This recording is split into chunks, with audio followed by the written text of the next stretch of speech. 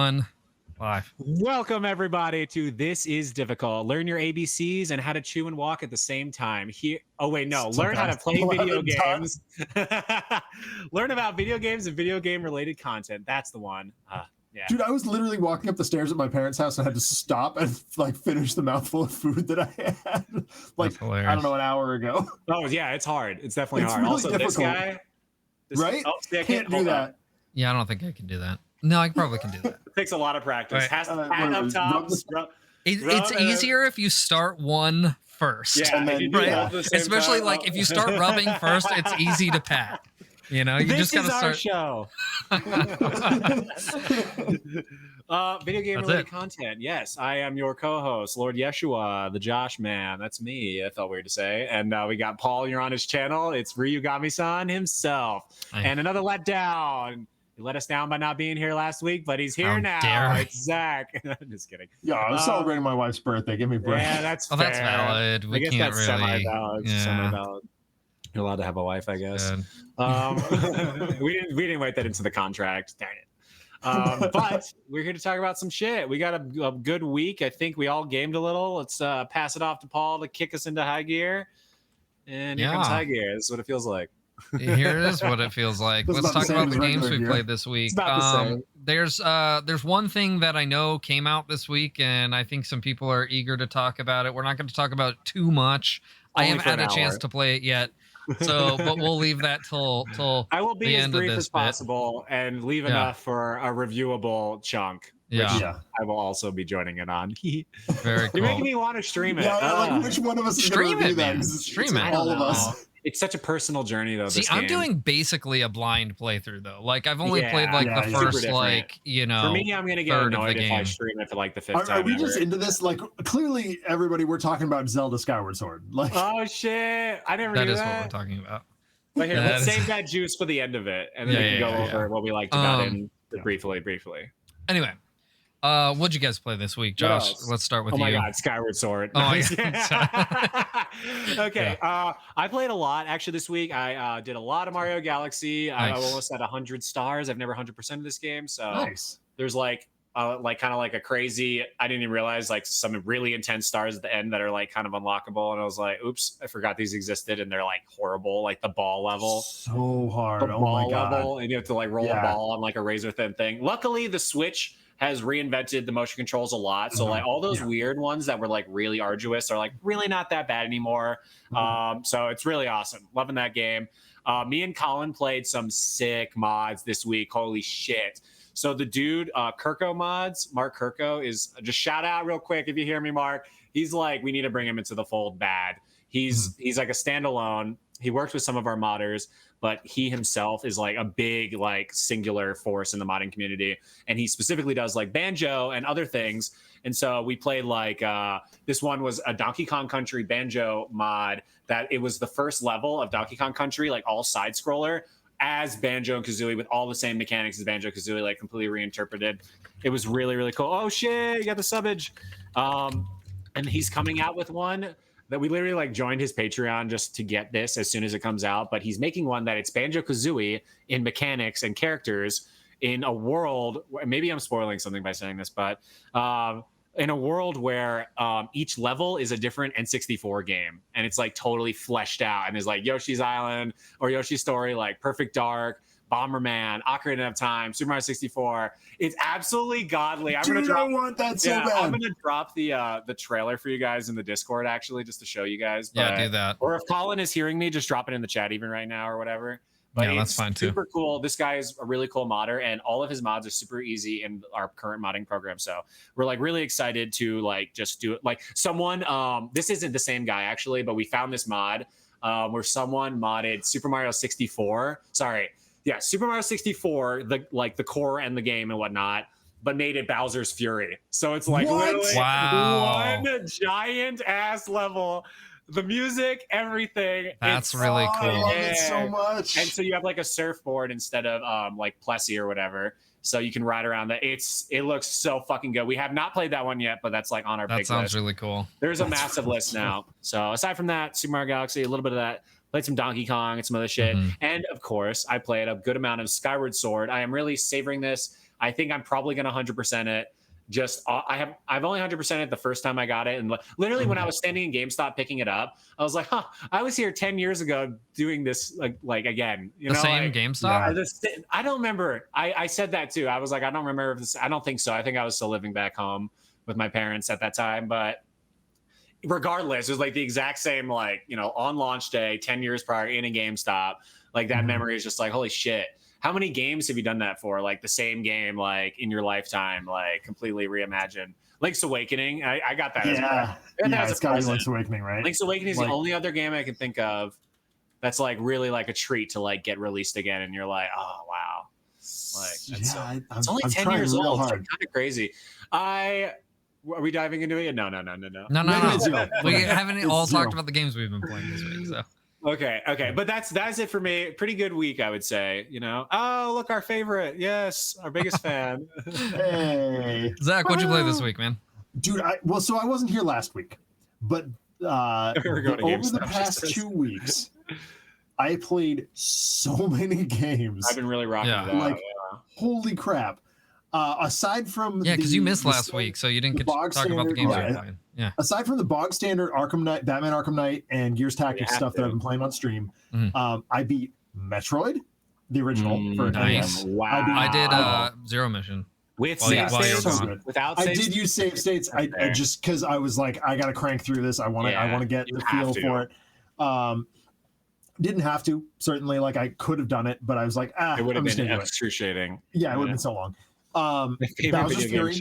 I finally sat down and just cranked through Bowser's Fury. 100%. Did you get all God, the I love that game. Oh my god, it's so good. Yeah, so amazing. I also did Legend of Zelda, the original NES Legend of Zelda. That's a hard one. Yeah, it's really hard. I had to use a player's guide. I had to use. No, absolutely. Like for any Zelda game at this point, especially the old, or for any old remake Zelda games, even I just go on Zelda Dungeon and just crank through it. Zelda Dungeon, love it. It's such a convenient resource. I would have done it in high school anyway. It's just like you would have had the Prima Guide or whatever it is. Oh yeah, Nintendo Power. Like you get. I used the Prima Guide for Majora's Mask for sure. That shit was intense. Yeah, you get all that cool artwork and the cool breakdowns and stuff. And Zelda Dungeon provides a lot of that stuff anyway. So it's part of the experience for me. It's just where I remember all that stuff. I also played this really dumb Steam game called Unrailed, which we need to play on This Is Difficult Versus. Yeah, you were talking about that. Stupid cooperative, like kind of Minecraft, kind of overcooked, like weird thing with trains. Where your objective is to get the train from the start, not very far to the station, but there's all kinds of horse shit, and yes, I'm saying horse shit. Actual horse? Yes. I hope so. Yes. Like there are horses that shit in front of you. There are camels that get in your way. Just all kinds of stuff that get in your way. What region is communication breaks down so fast. And like Josh, the whole time I was playing, I was picturing you and me trying to badly communicate our way through. Oh my god! Building a rail line for the train to get from start to finish, and just yelling at each other, and Paul being like, "God, I got nothing. These guys are out of my control. It's over. Like, it's going to be over so fast, and it's like really something that we would play like at the end of a This Is Difficult Versus, like if we were doing something bigger. But we definitely need to play it. It's super cheap on Steam. It's like I think I paid like $8 for it. It's very affordable, very like pixel graphics. It's so stupid, but we had an absolute ball. We played it for like 2 hours, and I think I'm being told it's $20 right now, but it's often on sale. It's so simple and just an amazing little party game that I think the three of us and like Chamali or Adam or someone else would have an absolute ball playing. It plays like up to 8 players or something like that. But we played it with 4, and everybody had a very specific role. Like my job was to lay down the tracks once they're ready. One of my friends was in charge of harvesting one resource, another was harvesting another, and the fourth player was just getting things like the camels out of the way. It is extremely fun, and we will absolutely die laughing. Let's do this. It's super good. And then, of course, just like Josh, I played Skyward Sword. Yes. For only about 15 or 20 minutes, and I already have opinions. Okay. I have so many opinions. That's as far as I'm going to go with it right now. That's 5 games. Negative? Oh, yeah. Nice. Oh, yeah. No, really? There's yeah. I got to hear it. In a minute. I'll tease it this way. I'll tease it this way. It's because I'm playing in bed after my wife has gone to bed. Oh, I understand completely. Yeah, that should make every sense to everyone who has played. I know exactly what he's saying. Yeah, yep. and okay, Paul, you finish now. Yep, go ahead, Paul. We'll touch on it in precisely however long you take. I did not play a lot, this will be fast, but the games that I did play were very fun. Kind of a lot of like nostalgic stuff for me this week. The best. I played RPD got me Mega Race 1 and 2, which I don't know if you've ever played Mega Race, but it is a very old like 90s FMV like racing game that's like a death race kind of deal. And it's got a very like charismatic host named Lance Boyle, and he's such a weirdo and it's hilarious. So I actually played through all of Mega Race 1 on stream, and then I started Mega Race 2, which is much different from Mega Race 1 and actually way harder, way better looking though. I had some trouble. Both of them run in DOS shell though, or DOS box. And so like streaming it was very difficult because like it kept changing the aspect ratio. Like if I clicked out of the window, it would no longer be full screen and I couldn't get it back to full screen. And so like I had to do some weird shit to get it to be playable and functional on stream. So that was kind of a bummer, but it's still really fun. So I did that. And then this weekend, for Samurai Saturday, I played a spin-off of the Way of the Samurai games called Samurai Western, which is just a fucking awesome game. It's like super arcadey, like you're just a samurai in the Wild Wild West and you're just like slicing motherfuckers up. You can like deflect bullets and dodge bullets and stuff. You get, different weapons, different techniques, different supers. It is co-op, but it's some of the worst implemented co-op of all times. I didn't play it co-op this weekend, but way back in the day I played it co-op. But essentially the big problem here is that obviously it's local co-op only because it's a PS2 game. But there's no split screen, right? So and you're moving around very, very quickly as the main character, because you have to dodge bullets, right? So you're moving very quickly all around. The camera's moving constantly, and because it's not a split screen, the second player who plays as a cowboy dude that can shoot motherfuckers, like a lot of the times he's off screen, and it's just miserable for the second player, So unfortunately, I couldn't recommend it as a co-op game, but it is a very, very fun single player experience, especially if you want something kind of mindless and arcadey. So that was dope. I didn't play it this week, but I talked about this last week, but I just wanted to bring up a game because you mentioned, that train game or whatever, cheap on Steam. I played a game called Friends of Ringo Ishikawa. Oh yes, I need to get this. And it's only like $8 on the Switch. I believe it's on Steam as well. I don't know what the price is. You basically gave a full review last week. I kind of did. So if you want to know more about it, go check out last week's episode. But it is a great fucking game.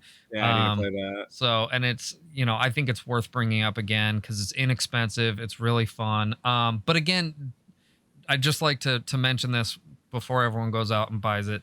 Like, don't play this game if you want a game that gives you a lot of direction. This is like an existential experience.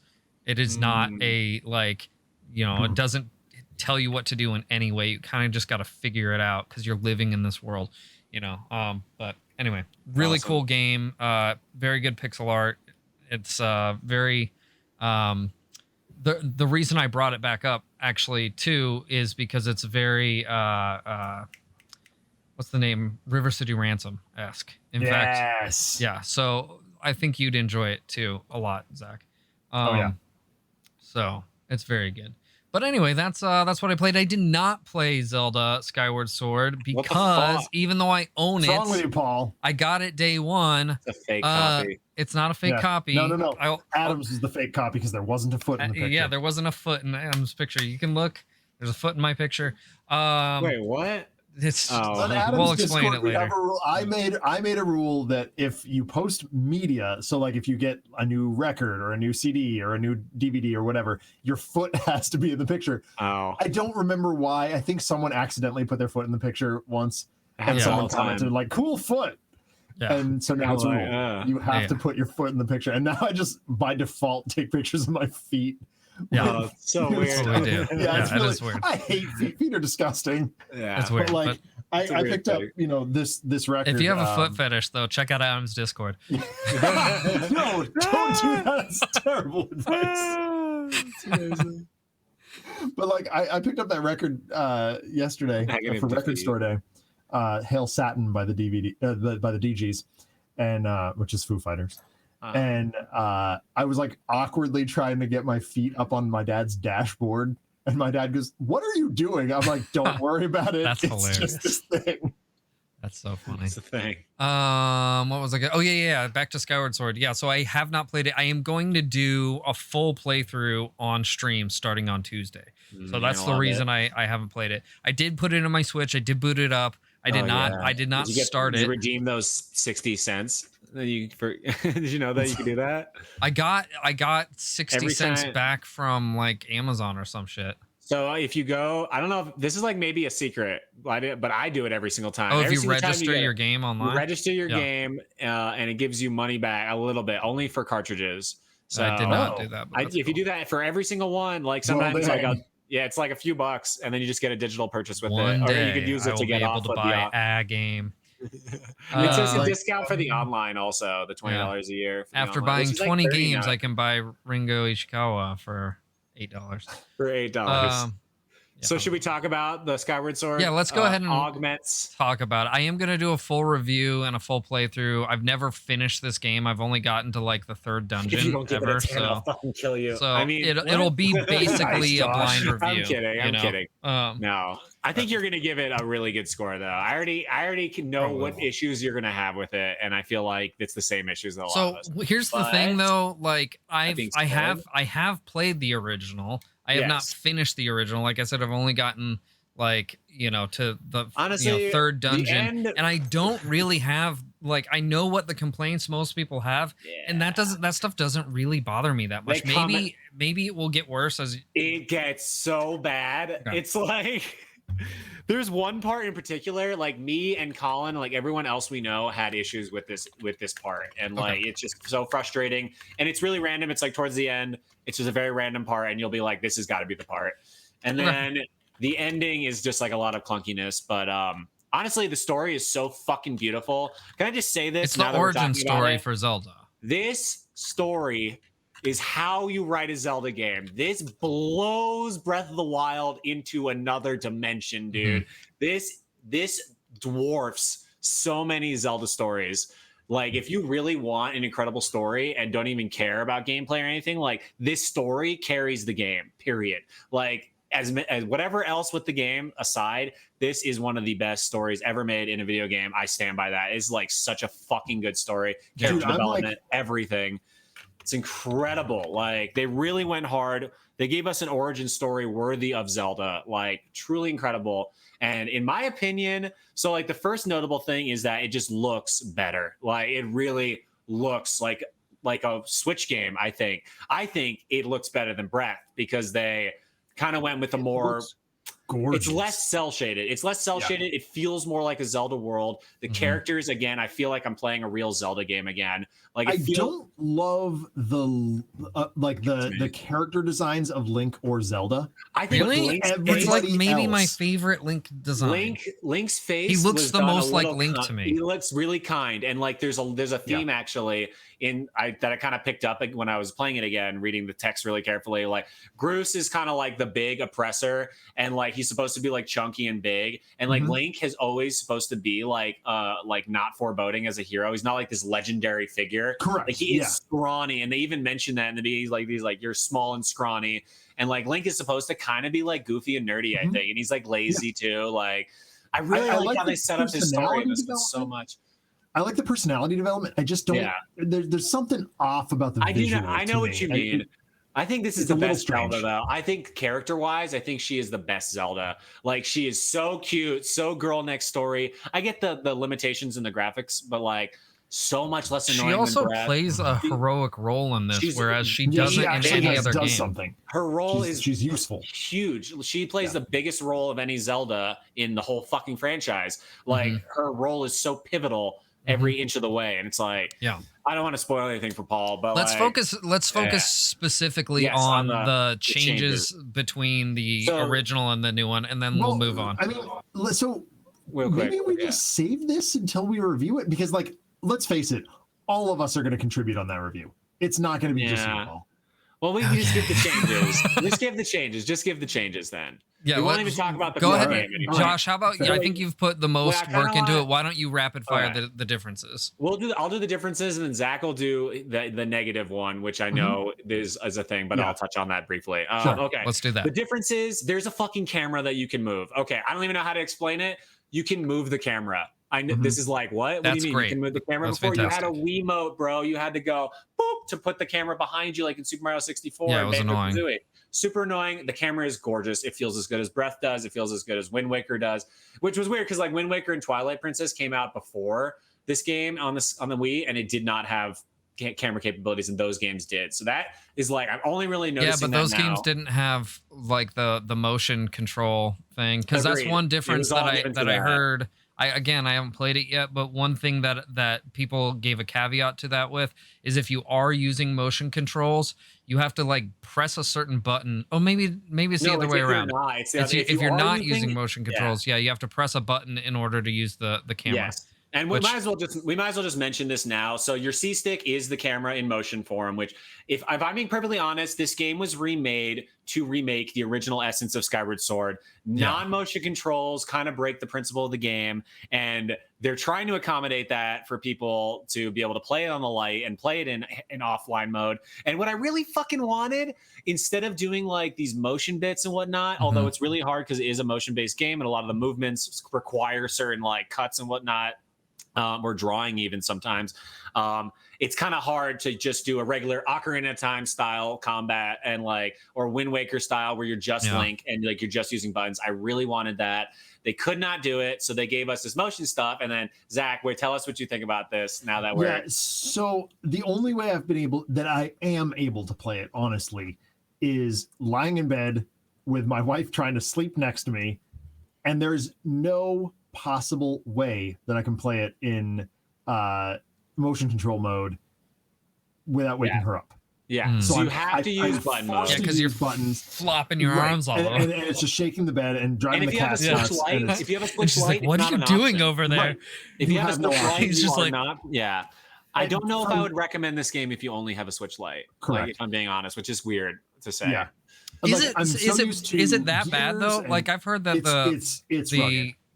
So I've heard using the stick for the sword is not that bad. It's not fun. It's basically like I'm gonna try it. Aside from the camera, try it for sure. Aside from the camera being like kind of nerfed completely, it's like does not feel like a regular Zelda game in that like normally you just press A and like you can even kind of aim your cuts kind of in regular Zelda games, but like literally every movement is done with the C stick as opposed to your hand. It just doesn't feel as intuitive because it's kind of in between the motion and the regular. So like it does feel doable, but it also is kind of clunky. And you'll be like, yeah, this is kind of weird. I'm just going to play motion mode, which is how the game was intended. So that's my only real negative thing. And honestly, again, I know it's shitty to say, this game was kind of intended for the dock. Like this was kind of intended to be a couch game to relive what it was on the Wii. Yeah. So that being said, it's a nice addition that it's handheld, but it's also not as good as motion. Now let's talk about the big one here. The motion controls are perfect. Oh my God, they did it. Me and Colin were freaking out about this shit. Like, I don't know why you guys were so worried about it. The motion controls are so much more sophisticated on the Switch. I wasn't really worried about it. Everyone's like, they can't do it. It's because it doesn't have the IR sensor. You don't need the IR sensor. I have an OG Joy-Con and it works perfectly. I don't have the crazy whatever OLED. It's all the same anyway, right? Like, the same. They're all the same Joy-Cons. So Joy-Con works even if it's the first model. I can attest to this. I even have drift, and like I haven't even noticed any drift since. Did you see the video I posted about fixing the drift? Okay, I'll repost it. But there's a way to fix the drift, and even you could do it. I think, Josh. Oh, and wow. Even me. So showing very strong faith in Josh's ability to fix anything. Yeah. Yes. Okay. So motion controls. Go on. Just kill it real quick. Motion controls are enhanced. You're gonna love it. If you played it before, you're gonna really love it. If you're playing for the first time, it's gonna feel really intuitive. It feels so smooth. They just cleaned up a lot of the movement. They cleaned up a lot of the visuals as far as like there was a lot of motion blur on the Wii just based on making it graphically look better. And it looks really deep and really HD. Like I know it's like it doesn't. If you're looking up a YouTube video of the differences, it doesn't look that crazy different.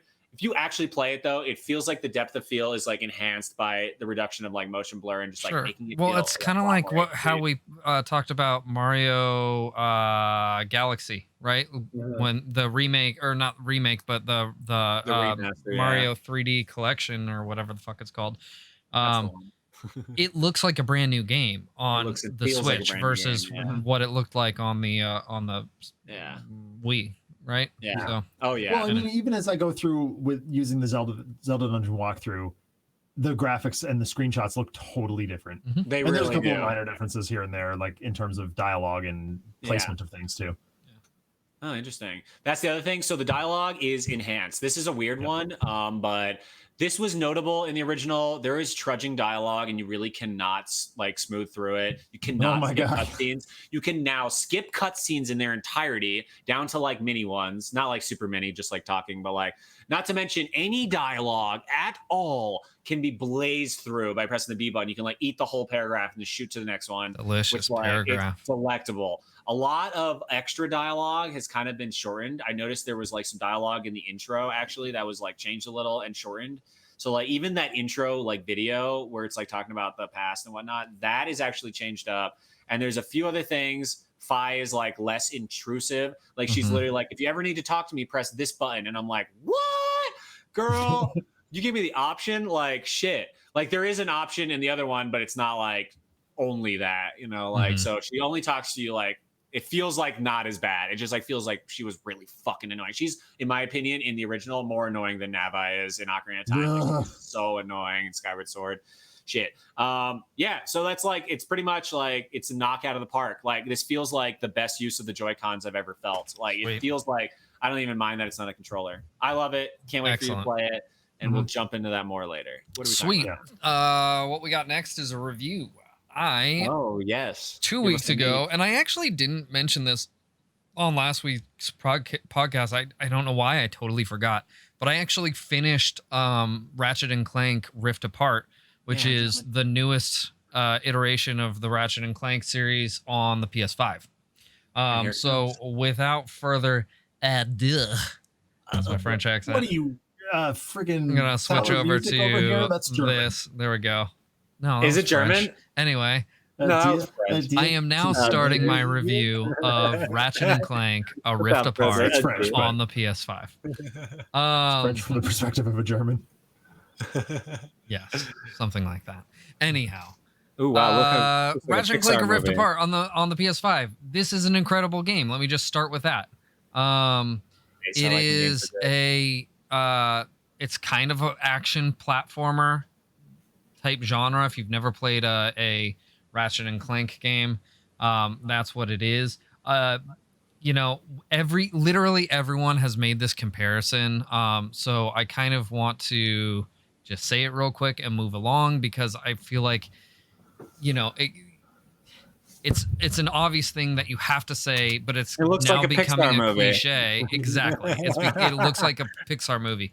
But what's cool about this is there's not a moment where it doesn't, like you can't even tell the difference between transitioning from a cutscene to gameplay, which is mind-boggling. That's nuts.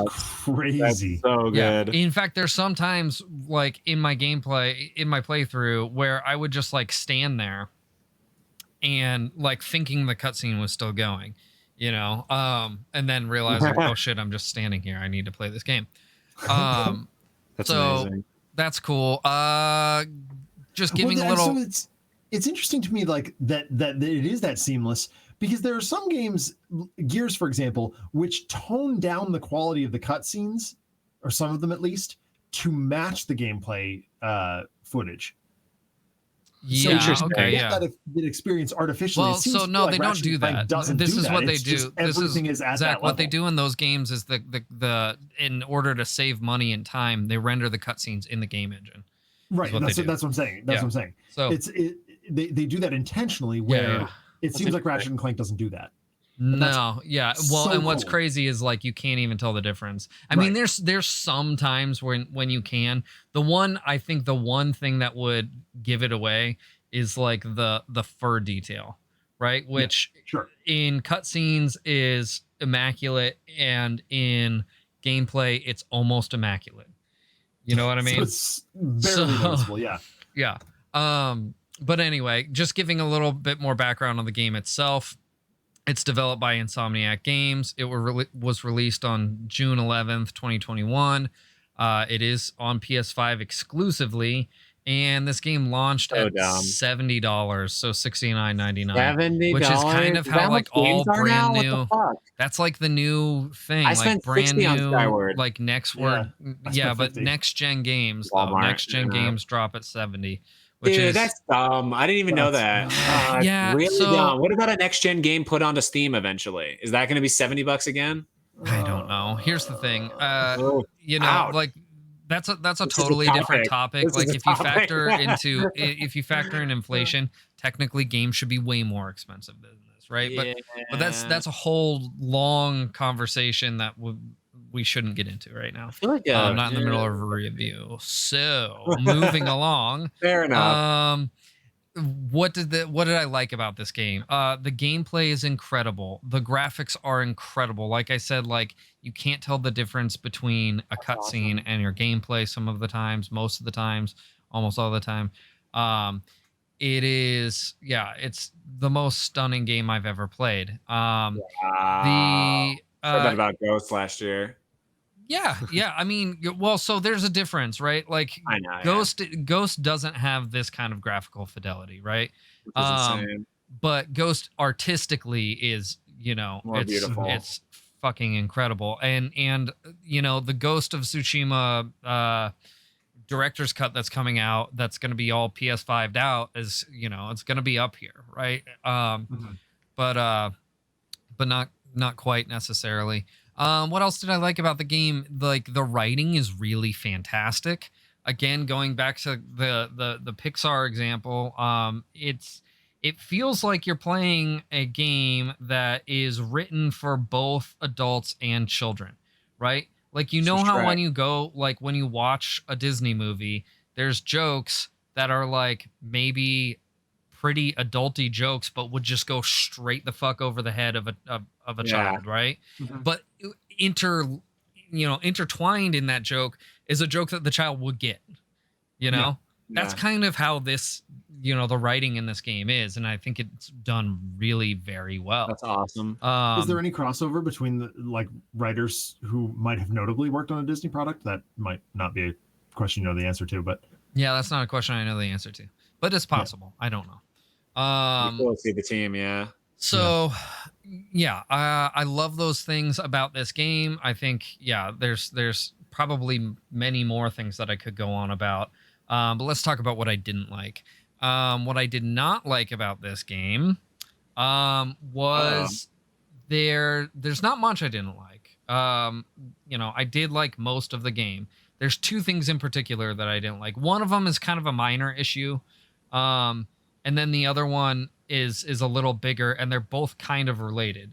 So let's start with the first one. The first one is the game doesn't feel as platformy as it, as I would like it to be. There are good platforming sections.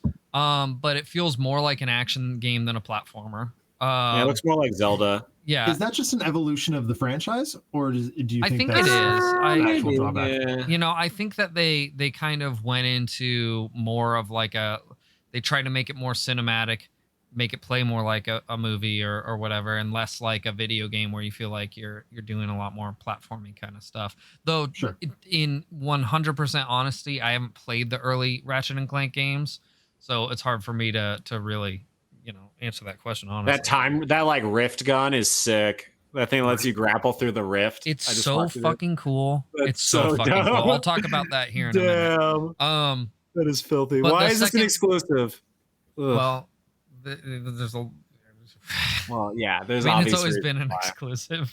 I know. For but now I want to play it. Fuck. So, but anyway, going back to the thing that I really didn't like about this game, the kind of like the one thing that kind of very infrequently, right? So it wasn't very often this happened, but when it would happen, it would kind of take me out of the experience.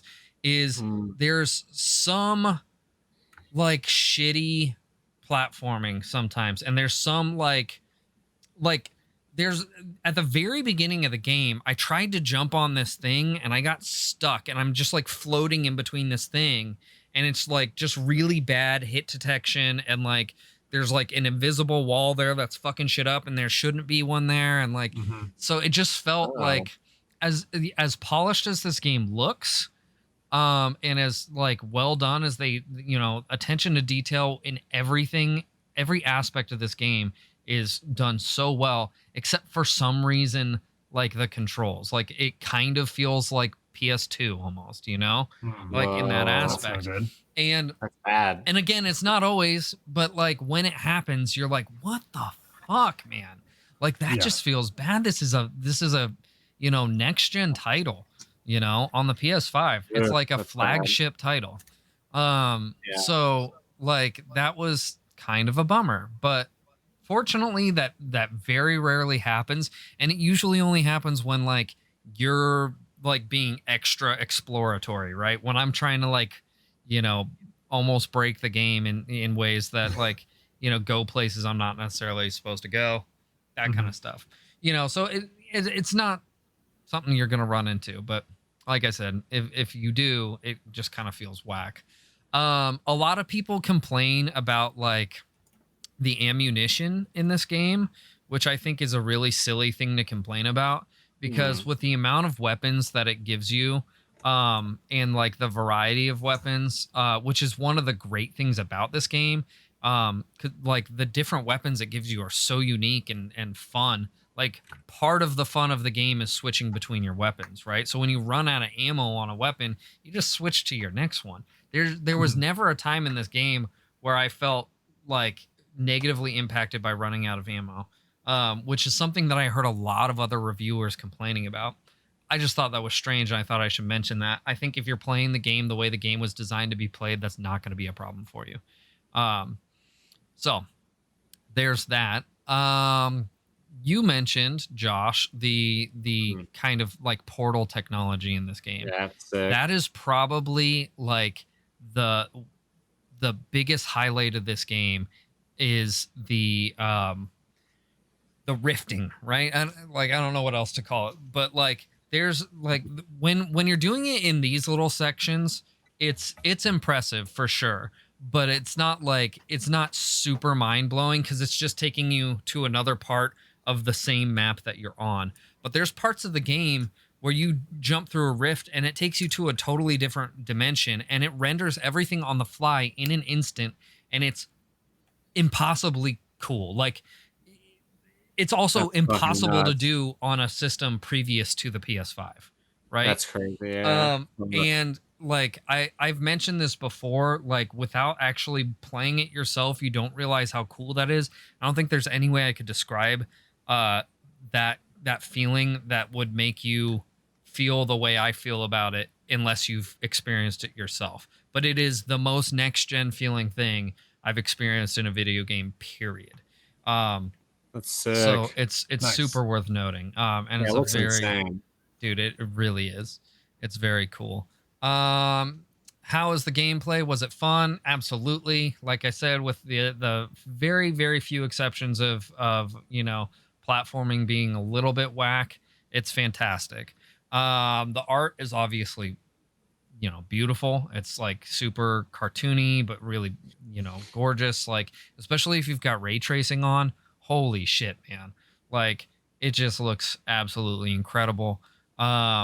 Which this does have a mode where you can choose like a performance with ray tracing, right? So like it still gives you ray tracing, but it also keeps your frames at around 60 frames per second, which is fantastic.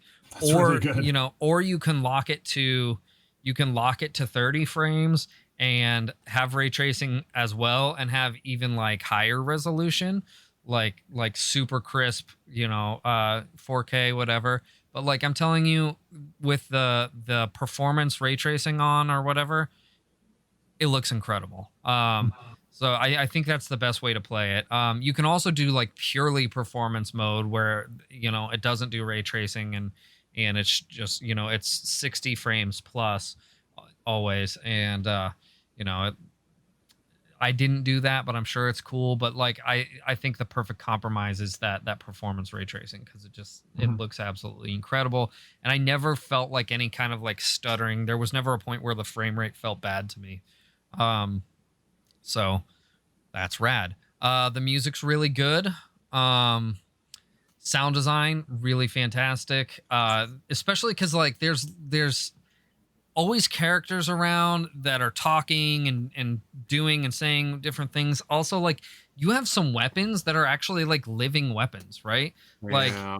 Like you might have seen in the gameplay earlier that I shot out some like these little mushroom guys that float around and do stuff, and they'll be talking while they're doing combat. Same thing with like these little robots that you can shoot out. So that's really cool. Yeah, just a lot of really fucking great things about this game. What else? Sound design. How long did it take me to beat?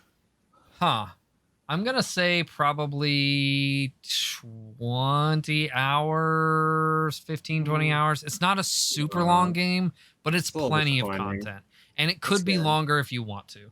I did not 100% this game, but there's a ton of explorable stuff, collectible stuff. Very similar, very akin to like Banjo-Kazooie in like the collecting aspect. So like there's stuff in every level that you can collect, and I did not do so, but if that's your jam, it's there. So you can definitely do that. Was the game difficult? No. And I don't think that's a bad thing. I think this game was like honestly like the perfect difficulty for what it was. There was never a time where I felt like I was in danger of not being able to beat a section.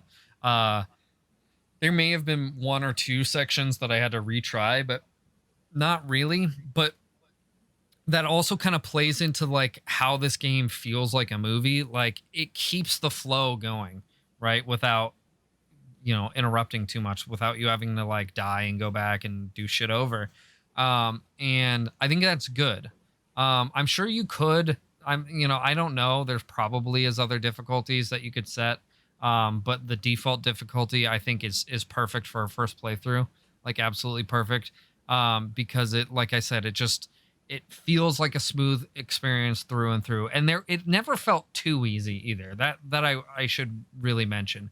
Like there was certainly challenging moments, but like not like a Dark Souls kind of challenging, like I never was like sweating my balls off trying to finish something. Yeah, goddamn. So Dark Souls. It's good. I think the difficulty, like I said, for a first playthrough with the default difficulty, I think it's like so perfectly balanced, like really, really well tuned. And yeah, I think that's really very cool. That. I like that when a game is like normal mode is normal. Yeah, exactly. That's exactly what it is. Normal mode is normal, and that's good. Like it makes the flow of the game go really well. So yeah, Very good. Will I play a sequel? Yeah, for sure. And this is a sequel, right? This is I don't know how many. There's a ton of Ratchet and Clank games. There's a bunch. Yeah. This is the second one in this style. Like I think the one on PS4 is a remake of the first one, which I do have and I have played. I never finished that one. Which maybe I will go back because they kind of did a performance boost for the PS5 on that one as well. So I may go back and finish that after playing this game because I just had such a freaking blast with this. Though I feel like the other one, the first one, and I could be wrong about this because it's been forever since I attempted to beat it, but I feel like it's less linear than this. Not that this one's super duper linear, but like it was really easy to tell where the fuck I was supposed to be going and what the next thing to do was. I never had to be like, where am I supposed to go to that planet? I don't know. There was never a point where that happened. So that's nice too. Overall rating and impression. Here we go. I'm going to give this a... It's a toughie. It is a toughie. I don't want to give it too high of a score. But I also don't want to undercut this game either. I'm thinking like an 8.9. And the reason for that is... That's pretty solid. The reason for that is like there's moments, like I mentioned before, where as polished as this game is, I feel like, oh, I totally left out the worst part of the game. And this is actually a perfect example of why it's not making it into the nines, right? There's a section where you get onto this dragon and you're flying around and everything looks really cool, but the flight controls are ass. And there's no reason for that. There's absolutely no reason for that, especially with as much like detail as they put into this game. Like to make your flight controls like absolute duty butts on this dragon is like such a fucking oversight, That coupled with like the very occasional like platforming snafus, that's what's bringing this, taking this game out of the nines. Otherwise it's a masterpiece. Like it's absolutely a fantastic game. It's beautiful. It's fun. The writing is fantastic. The story's really cool. One thing that so they introduced a new character in this game. Actually a few new characters, but like a counterpart, because this is in like an alternate dimension. So they it's a like an alternate dimension version of Ratchet, which is a female Lombax named Rivet. And she's absolutely freaking adorable. Like honestly, if they made another Ratchet and Clank game, I would hope that she was the main character. Like even though you play as her like about 50% of the game, like I just thought that she was much more charming than Ratchet the entire way through, so that was another kind of highlight. I just think they did a really good job with this. But I'm sticking with my score 8.9. I think, because of the things I mentioned. There you go. Would I pay full price for this? Here's the thing. I did pay full price for it, and I think it was worth it. But I am also of the opinion if you don't have to review a game for something, or like if there's not like a rush to play it, if it's not something you want to play day one, wait for a sale. Especially with these new titles that are dropping at $70 on the PS5. Like it is nuts. It is nuts. Stupid. So that's ridiculous to me. It's a lot of money. It is a lot of money to be spending on one video game. Although I would spend 100 on Skyward Sword. What, $500 on the PlayStation itself? Presumably you're not buying these back to back. Though I will say you can sometimes get this in a bundle, right? But it's a good game. I do think it's worth it, but I would also say, it's not like something that you have to play immediately, and you could wait for a sale. So fair. It's not Skyward Sword. It's fine. It's fine for you to wait for a sale on this one. I think anything that's priced at $70, you should probably try and wait for a sale. Yeah, that's cray. Yeah. Regardless of how rad the game is. So. Yeah. Well, Anyway, I think that applies to anything that's a repeatable purchase, like a video game. Yeah. Price at $70, like $60. Okay, fine. Still probably gonna wait for it unless to go on sale. It sucks. Like as Josh said, unless it's Skyward Sword. If it's Zelda or Mario, I honestly don't even care what the price is. That's what's crazy. Like I would literally pay $100 for Breath 2. Like, in our case, new Pokemon Snap. Yeah, I'll pay sweet. The one game I'm kind of like a little. So did anyone else get it yet? Mario Golf? No, not yet. But let me wrap up the review real quick, and then we can talk about that if you want. Anyway, this has been my review of Ratchet and Clank: A Rift Apart. Oh, Clank, go ahead. I just want to try and have definable things. It makes editing way easier when I throw that. No, that was all it was. Is that I kind of regret spending full price on that game. I was like, shit, I only got like 8 on Mario hours. Golf. I bet you if you had friends that were playing it with you, it would be worth the price. And that's the hard thing. Worth keeping. Yeah. Still worth keeping and not. Yeah, I mean, we'll get to it. Like it's on our this is difficult versus list. Like it'll happen. It just you're right. I think the immediate buy might have been a little hasty. As a solo experience, it's definitely wait. You can wait off for sure. It's rough. The topic of this week is specifically regarding next gen handheld systems.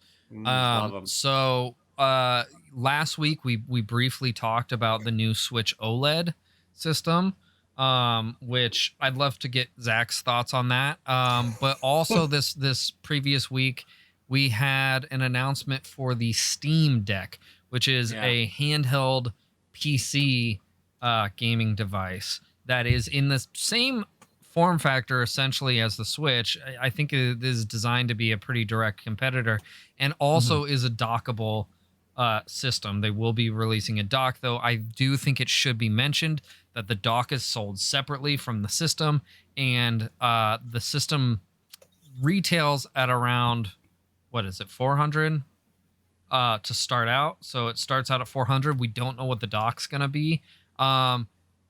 Additionally to that, you've got different tiers of this system that will very quickly be having you. It can operate on any dock upwards of $600.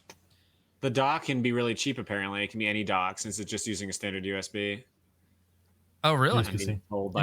So does that mean you could use a Switch dock for it? I highly doubt that.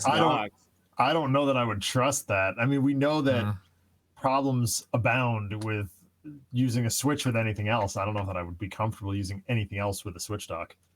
I don't know. Sure, well, the problems with the Switch, here's the I don't think you would necessarily need to worry about that. Here's the deal, is that the reason that it doesn't work with the Switch is the Switch is basically tuned specifically to like a certain voltage, and anything that disrupts that can fuck up the internals of the Switch. And that's not a problem with the docks, it's a problem with the Switch and how like the circuit board on the Switch is designed. So so that's basically what the deal is there. I guess the USB-C is on the top of the Steam Deck and not the bottom. So I guess it probably wouldn't work with the Switch dock regardless, but I'm sure some ridiculous person on the internet will try it at some point. 100%. I have a Switch dock that does not require like a physical dock. Like this is the dock, you know. Oh dang. So yeah, I mean there's options out there if you want to try it out. Someone will do it. Yeah, someone's gonna do it for sure. But as for my thoughts on the Switch OLED, it's like cool, neat. Why? I don't need it. But why is the big one that comes to mind? Yeah, why? I know why. Well, no, why is fine. Like it's it's a slight upgrade. So slight. Sure, great. Yeah. Bully for anybody who wants it. It's not something that I need to run right out and buy. That said, I do have a friend who's doesn't want to necessarily pay full price for a Switch. If she wants to buy my current Switch, I can put that money toward a Switch OLED. Yeah. Maybe I'll do it, but I don't really care. Yeah. Like it doesn't matter. It's cool. Like great. I agree, Zach. You know? I think that the reason people are bent out of shape about the Switch OLED is because all the anticipation about a Switch Pro. And I mentioned this on the show last week. I think what Nintendo's intention with the Switch OLED is to target people who want a slightly higher end version that haven't bought a Switch yet. Right.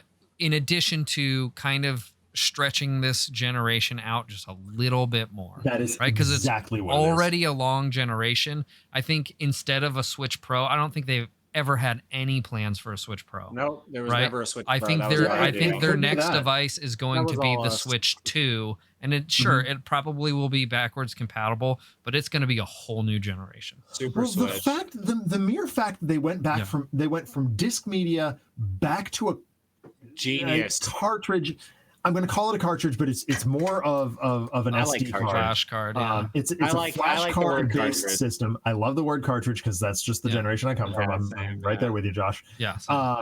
I think says a lot. Like they're saying this is the way of the future. This is the physical media of the future. And if indeed they are going to go backwards compatible, as I think they should, they need to stick with that form factor. If the cartridge doesn't work with, like, if a new game, let's say, I'm throwing this out there as a hypothetical, Breath 3, right? Breath of the Wild 3. Ew, don't say that. Yeah, don't say that. It's okay, fine. Technically, the next one Odyssey will be Breath 3, by the way. It's not even going to be called Breath 2. Watch. Yeah, it's not. It's certainly not. It's not. Right. Yeah, so they wouldn't do that. So let's throw Zelda out the window and let's just say Mario Odyssey 3. 3. I'm going to say 3. Okay. Just so it is purely also highly improbable, but okay. Correct. That's exactly why I'm saying it that way. If Odyssey 3 comes out and it is strictly for Switch 2, whatever that may be called, and the cartridge is the same but doesn't work with Switch 1, that's fine. That doesn't bother me. That's what we want. Here's the thing. God, I don't think I have a. Oh, I do. Okay, here we go. 3DS principle. Yeah, exactly. So if you look at a 3DS cartridge, it's got this little tab. Here, I'm going to turn it around so it's not keyed out. It's got this little tab. This is exactly the same like shape and size of a regular DS cartridge, right? It's just got this little extra tab on it. Yeah, exactly. Yep. So it's the same size and shape as a DS cartridge, just with this extra tab. It would be so fucking easy for Nintendo to take one of these guys here and just put an extra tab on it, so it doesn't fit into the original Switch. Which is fundamentally like it's very similar in a lot of ways. Sorry, it's a weird stretch. That's not a good example. Nintendo has done this so often in the past that, well actually, there's only boom right there. Yeah, they changed the form factor slightly. It's the same type of plastic. And one really horrible example. How many times has Nintendo done this? The GameCube, so the Wii and the GameCube, the Wii U and the Wii, and technically the Wii and like everything because of the eShop. And then technically the Switch can play the NES and the Super Nintendo, but not any of the others. So it's basically like almost leading up to the next console being a backwards into the Switch. The Switch is a new standalone. Nintendo wouldn't do us like that. So we already know that. I think, but like they could easily screw us pretty hard. But totally could. They could. Giving such a long life to the Switch, I feel like is a good vote of confidence for the next gen. It feels like they are in on this sort of game they system really love the Switch. Nintendo loves the Switch. They're milking it dry. We love it. We've talked about this so many times. The fact that I can sit here at my desk and connect it to my Stream Deck or whatever the Elgato thing is, and capture card. Capture card. Thank you. And stream with it and play it on my TV, but also finish my stream, grab the Switch, and go in the other room and play. That's so cool, so innovative. Yeah. And it's I think that's exactly right. And I think that's exactly what Steam is doing, or Valve is doing with the Steam Deck. Yeah, is trying to capture that market. Now, I got to be honest. if I'm playing even something as advanced, and I use that word lightly, as Batman Arkham Asylum, the first one, I don't want to be in the other room. I don't want to play that on a tiny screen. Yeah. I want to play that at my desk on my big TV with Batman as big as he can be. Yeah. That also leads to how, because like, sure, the Switch can play like Doom and shit. Are we getting, but like my PC needed massive like graphics updates and shit to play Doom and several other games, especially Doom though was a big one for like NVIDIA cards and whatnot. Like, so how is this going to look on the handheld? Is basically everything getting nerfed down? Are we getting a weak console? Like, what are the specs? Well, what are we getting here exactly? The specs are pretty decent. The spec, it's about as powerful as just a little tiny. Well, it's about as powerful as a baseline PS4. The new thing. So it's more powerful than the Switch. It's considerably more powerful than the Switch. It has ray tracing. Yeah, but probably. But again, how noticeable is that going to be on a tiny screen? It's not going to be. And another thing is, you're going to be playing games at much lower resolution, so it's going to be easier for your console to process that. What about when it's plugged in? Like, is there a reason for me to use this at home over my PC? Right. Exactly. Is there? When this is docked, if you want to play it on your TV, if this is docked, sure, if this is docked, it looks like what the handheld Switch is going to look like, basically. Like, maybe. I think it'll look better than the Switch, but it won't look as good as like a high-end gaming PC for sure. Yeah. I don't mind nerfing my graphics for something like Gears Tactics when I'm playing with Alex over Parsec. Like, the reason I turned the graphics down, my computer can't, even with its older graphics card, can handle graphics on a higher setting in Gears Tactics. Handheld Parsec. Oh my God, it's gonna be a nightmare. Don't even go there. Yes. Like, the reason I turned the graphics down is so that Alex can see it on his end when he's connected through Parsec. And I don't mind making that concession. But if I'm just playing by myself, I want a really high-end experience for my PC gaming. Agreed. We play Outriders. I never undock my Switch at home. No. Well, I mean, I do, but again, that's because that's not preferable. Yeah. Correct. I would prefer to sit here at the computer or have a second dock and play it on the projector. That would be ideal. Oh yeah. But like, I'm willing to make that concession so I can spend time with my wife. You have to. Right. Well, I don't have to, Josh. I'm kidding. Yeah. Okay. Sorry. I wasn't looking at you. I was like, okay. No. But like, I spent yesterday playing Arkham Knight in here because I had to make do some catch up work, stuff I didn't want to do on stream, side quests and whatnot. And I was like, this is not as fun. Like that is where I would see the benefit of the the Steam Deck. Because when I'm just grinding side missions, trying to defuse bombs or taking out little mobs or whatever like that, I would love to be in the other room, just chilling with my wife and talking to her while I'm doing this mindless stuff. But for most games, that's not really a thing anymore. Yeah. Yeah. When we're playing Outriders or Destiny or something like that, I'm in the moment. I want to be talking with you guys and experiencing as big and high res as I can. Imagine playing Destiny on this, though. You know what I'm saying? That's what I just honestly, as soon as you said that, I was like, Paul now is getting one just so he can play handheld. I totally would. Paul, you played Destiny on your phone. You played Destiny on your phone. I did, but imagine having a what grip the for crap? it. No, this thing, is not what I want out of my Destiny experience. So wait, I assume the controllers are going to be integrated, and then is there an auxiliary controller, or is it going to be like the Switch where it has Joy-Con capabilities?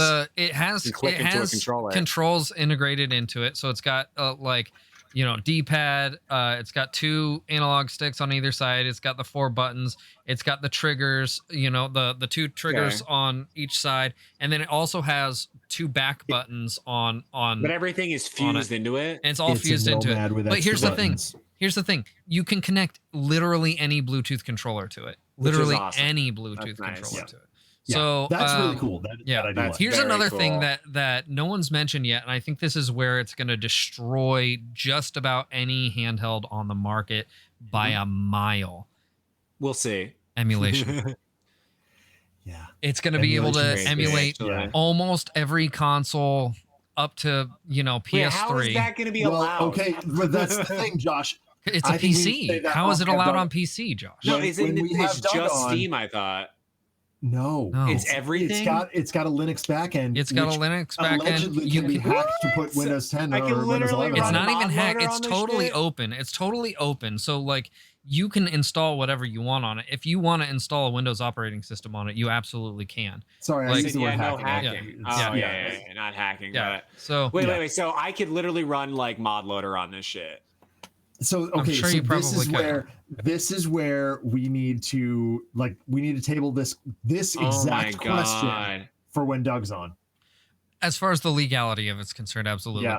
Okay, I might get just it. in. Okay. See, that's what I'm talking about. Like, think about being able. Some of these games, like just thinking about like playing a lot of these in handheld mode, like just wherever you want. It's like sure that 90% of the time, maybe even like 80% of the time, this shit is literally going to sit right there and never move. You know what I mean? It's going to be right next to my TV. But that 20% of the time, like where you're out on the go or you're on a big trip or whatever, and like you literally have Destiny, or I can play a banjo mod, or literally Cuphead or whatever, or Parsec with someone, like fuck, that's, or just think download about literally any 90s system. So full disclosure, you could do disclosure right now. Our director producer has already pre-ordered one, and we're kind of ignoring his notes right now. I read some. Wait, so what is this retailing? It retails the base level is 400. 400, yeah. There's different packages that very dramatically start to raise that up, but the very base is 400. So he. Chamali's saying really the 520 is the one you should get. So immediately, if you're like looking for the best experience right out the box, you're looking at $520. Now that seems like a lot for, like when you compare it to the Switch, right? But if you compare it to other devices like this on the market, there are other devices that are actually more powerful than this on the market already. You've got handheld PCs that are out there that run Windows, they can run games, emulation, whatever, but their baseline is like, getting close to $2,000. Right. When you talk about like there's a device called the Aya Neo, and there's also the GPD Win, both great devices, but both very expensive, So they're basically gaming tablets at this point. Wait, so is this gonna be able to be like a monitor? Like, no, not even kidding. Like, are you gonna be able to like kind of like intersync it with your PC and like have them going dual at the same time? Like connect them? Wow. Allegedly, yeah. You could literally stream off of this shit. Oh, absolutely, yeah. Because it has a USB 3 that functions as a HDMI or DVI out. So this all being said, reverting back to the topic, I don't see how micro display cable. Sorry, I don't see how handheld gaming could not be the way of the future. Like if you just never leave your house. I said USB-C, didn't I? Or did I say USB? Yes. I don't know. But like this is literally like USB-C is what I meant. I think the PlayStation and the Xbox are going to fall behind because they have solitary confinements around them. Nintendo blowing people out of the water. The light is huge. Like, let's not forget that this is like the third or fourth iteration of the Switch also coming out right now. Like Nintendo, like the third. There might have been another one that I'm forgetting too, like a better size on the original. But Nintendo is killing it. The 3DS destroyed the market, like the best-selling handheld of all time. The Game Boy Advance was the best-selling handheld of all time, also for a while into the 3DS's lifespan. And now the Switch. Yeah, and then the Switch. I have like three. Yeah, none of them work, but like, and then the Switch. And then like even the PS Vita, all this stuff. So the Steam Deck to me is like it's allowing people to see how advanced the future can be in an accessible package. Yeah. So like anyone, even Nintendo haters, people that are only Xbox, like whatever, like everyone has Steam pretty much. If you've ever played on a PC, like well, so not, I'd be interested. I know a lot of people around here, especially who don't. Now, I don't know why that is. I've never bothered to ask. I do, however, have some students who occasionally pop into my Twitch chat who are strictly like Xbox devoted. So dumb. Sure. Dumb. Takes a while to learn the way of the PC. I agree with you, Josh, completely. School children are idiots. Well, and so once the school year starts up, I'm going to talk to them about it. I'm actually legitimately curious why they are so and like if they would go for something like this, because their mom's buying it for them and it's free, right? But like, think about the price differential. Is mom going to go now? Yeah, now the Steam Deck. This is massive because PC Master Race is now anyone can spend $520 and fucking get a PC gaming quality console that you can literally hook a keyboard and mouse into if you fucking want and play like a master. Let's be clear. This is not going to be like it's not the same as buying a PC. Of course, PC gaming is now accessible. For sure. Now accessible to everyone. Yeah. Now even every game, every indie, every tiny little weird thing that you've ever seen, and all the mods and all the everything. Yeah. Now anyone can play that. Now this definitely does kind of take away the biggest barrier to entry for PC gaming, which is like PC. All the fucking shit you need aside from the computer itself. This saves so many people. You don't need a monitor. You don't need a keyboard. Yeah. You don't need a mouse. You don't need speakers or whatever the fuck else. Like this is all contained, and you can hook it up to your TV. Play it on your TV. All at a comparable price to a reasonable price. Yeah. Not only that, but like your phone is like able to get into Steam, and you can do a lot of syncing with this, but like just with other things like your PC, your laptop, your phone, and use Steam wherever. Get your game set up, go grab your console. Like, it's absolutely nuts. This is crazy. The fact that you can do so many things on it, it's too much. Like, it's hopefully Nintendo and other people see this and they're like, oh shit, the capabilities are way bigger. Yeah. Nintendo is really the front runner on handheld gaming, if we're being real here. But like, it doesn't mean they're going to do it the best in the end. So is this the future? For me, we're not there yet. For me, no. Like there's a very distinct. I am not the audience for this, but in general. Like, this is a really positive step for just unilaterally for everyone. This is going to push the industry. I really hope this pushes the industry to really double down and consider this sort of form factor and design for consoles moving forward. You don't need these massive towers. Sorry, PS5, but that is what it is. You don't need this. PlayStation has tried before with the PSP and the PS Vita, but they've fallen short. And it's because I personally, and I don't know for sure, but I feel like it's because they just did not believe in it at the time. Yeah, and I think Steam is saying, no, we believe in what Nintendo's doing. We can do. Yeah, we can push this to the next step. This is what Nintendo needs to push their game to the next step. Yeah. And hopefully Xbox and PlayStation will hopefully follow. Do we get a new Xbox is kind of PSP or whatever? Xbox. I think there's a lot of people really pushing for another PlayStation Portable system. Yeah, and as well they should. I think it was a good idea, poorly executed originally. Yeah, I always thought it was a sloppy cousin of the Game Boy, and even when it was just the shitty DS, I was like, the DS is so much better than the PS Vita. It's like not even fair. Yeah, but the Vita was a great console, though. It was a theory. It wasn't very well.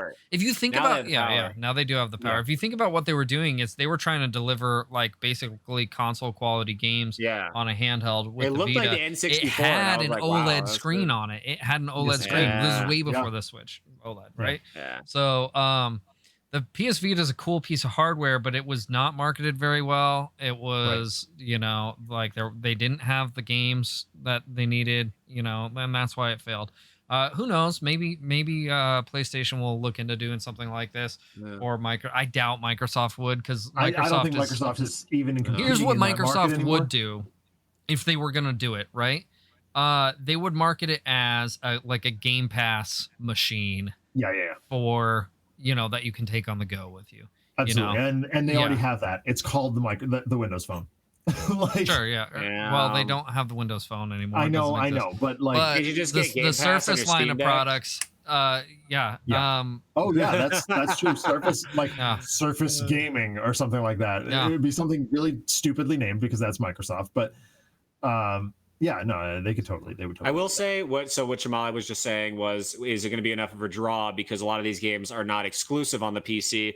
The big draw to having a Switch is like if you're a handheld gamer, is like these are home console games that I can now play at. There was always like Donkey Kong Land, Super Mario Land, you know, Link's Awakening is a handheld version. Like you never got the big boy game on the Game Boy, like until the 3DS really, and in the DS a little bit. But you know what I'm saying, guys? Sure. Like so you finally got to play. I would argue it's a little further back than that, Josh. Because, the Game Boy Advance was fucking rad, dude. Yeah, it was, but still, like even the Mario Karts weren't as big. Like it was like remakes of Super Nintendo games and stuff. Yeah, but you also had like Zach said, you had like the Mega Man Zero games. You had a lot of really fucking badass RPGs that weren't being made on these other systems. Yeah. My point basically is that you're like literally playing like the games of the caliber you could in your home, like which were only accessible on like you could play like Breath of the Wild. You know, that's a massive game like on your handheld.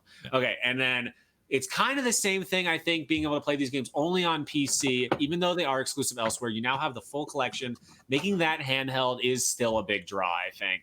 Although I do kind of agree that I do kind of think that if you like have really played the shit out of these games and like there really is maybe nothing left for you, I don't know if it's a buy, because then it's like I think if you're looking for your whole library over, I guess if you're looking for something that can emulate just about everything up into like, you know, almost current systems, obviously not the PS4, you know, and you know, Xbox whatever the fuck, but like everything before that, you know, it can probably emulate or get close to emulating it. I think that's where this is going to really sell. That are trying to including think about 3DS on this. It's got a touchscreen. Yeah. Oh my god.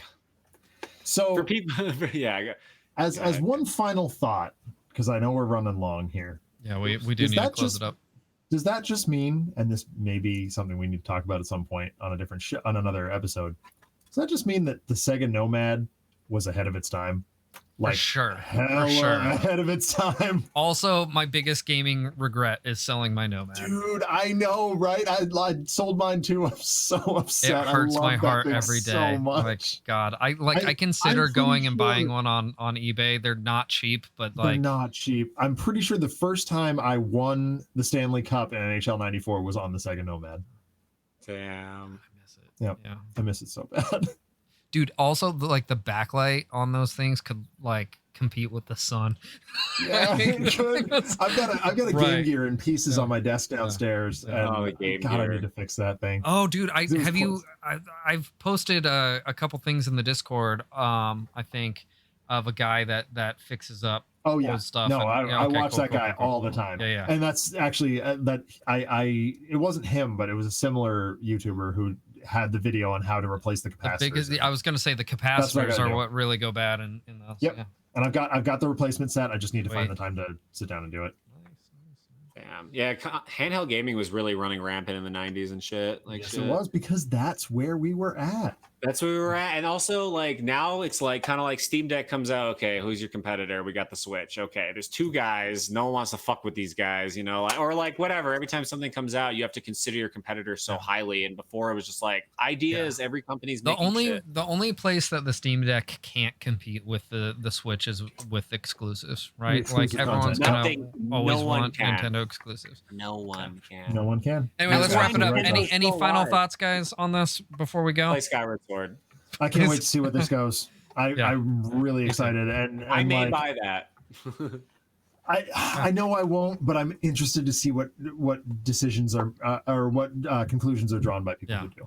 The fact that you can mod on it and emulate on it is almost too good to be true for me. Really, and Parsec on it is like almost too enticing to not get. Yeah, but I also want to wait a little bit. I'm not going to get it on launch. Yeah, I mean it's not cheap, but if you compare it to other things in its caliber, it's actually very reasonable. So I would agree. Yeah. Anyway, guys, if you're watching the show live, you are on my Twitch channel. I play video games on Tuesdays and Wednesday nights is usually when I'm playing whatever main game I'm going through at the time, which this week we're starting Skyward Sword. So we'll be doing that Tuesdays and Wednesday nights. On Saturdays, I always play a samurai game. It is Samurai Saturday. And then, of course, the podcast here at what time do we start? Usually 8 o'clock Central Time on Sunday night. We try. We try. Yes. If you're watching this on YouTube, please, like, comment, all that fun stuff. But what really helps is if you share it, get the word out. So do that for us, please. And then if you want to yell at us or yell at me on Twitter, you can go ahead and do that at Ryugami Sama. That's where you'll find me. Josh, where can we find you, my guy? Lord Yeshua and Lord Yeshua TTV on all my blip blops, Instagrams and such, which I'm so on. I stream occasionally video games, and you might catch one. I don't know. My birthday is on Tuesday. I might stream on it. Happy birthday, Tuesday. Happy birthday, Josh. Nice. I'm fucking old. No, I'm fucking old. I'm the oldest person here. I think I'm older than you, right, Zach? Wait, how old are you? Yes, you are. Not by much, but you are. 33? 34. I'll be 35 in August. I'm 33. You're 33. Okay, so I'm the youngest. Okay, yes, 32. Josh is the tiny baby. The tiny baby. Yes. Blink Old enough to have gotten 2 Skyward Swords on launch day. And you can normally find me on twitch.tv/another letdown Thursday, Friday, Saturday. However, I'm going to be in the middle of the woods in Acadia National Park this week, so I am taking the week off of streaming. Can't wait. Very excited. I'll be fun. With my family, my sister, her husband, my 2 nieces, one of their friends, and my wife. So nice. Very, very fun. Our annual little family vacation.